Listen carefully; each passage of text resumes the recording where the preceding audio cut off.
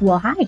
Today we're going to talk about the three things that you really need to know before you actually go to interview with someone for a new job. So we talked at point about like tips about interviewing in a new field. Now you've got the interview. What should you do? Three tips as always. So number one, obviously, and it goes without saying, but I think some people don't actually do this. You need to scour their website. What can you pick up? Have there been changes? What is the company's culture? What are their values?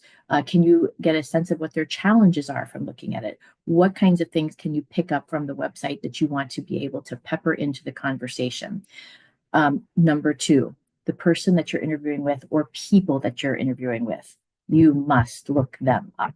Okay, you must. So you want to look up their personal profile. So if they have a profile with the company, sometimes I'll just Google their name and other things come up.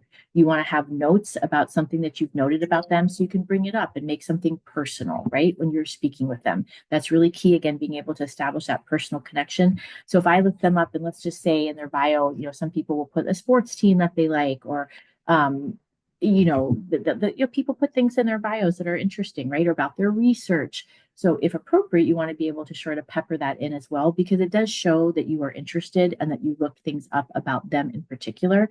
And there's no one in the world that doesn't like someone having looked them up and knowing something about them, right? It's flattering, 100%. The third thing is really not something that you should do, but it's more something that you shouldn't do. So after you've looked all this up, you've looked up all the information about the company, you think you can see some trends, you think you can see, is this a new position and why maybe it was created? You can see, oh, they just established a new center and this is why maybe this position is, or whatever it is. And you've looked up the person. The one thing you want to be careful about is not being too cocky that you know the lay of the land from a website, right? Or from their LinkedIn profile, because you don't. So I think you'll go, well, I see that from this, that you must be that. No, no, no must be's. No, no, no. That's a no. That's a no. No.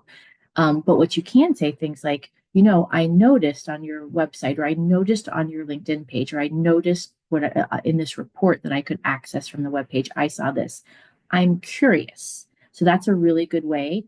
That verbiage is actually really good. I'm curious about X, Y, or Z.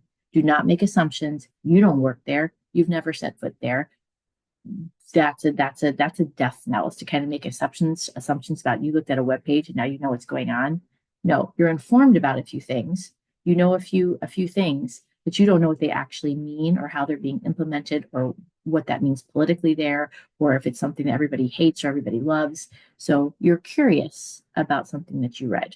You have some questions. That shows that you're interested and you have some emotional intelligence to know that there's always something behind the lines or between the lines, right? Okay, so there you go. You got the interview. You want to scour for knowing about the company culture, vision, values, mission, that sort of thing. Number two, you want to scour about the person or people that you're being interviewed by. And number three, I'm curious. Don't make assumptions that you know what's going on there, how to fix it or how to help it. I'm curious. Okay, that's what I've got for you today. Until next time.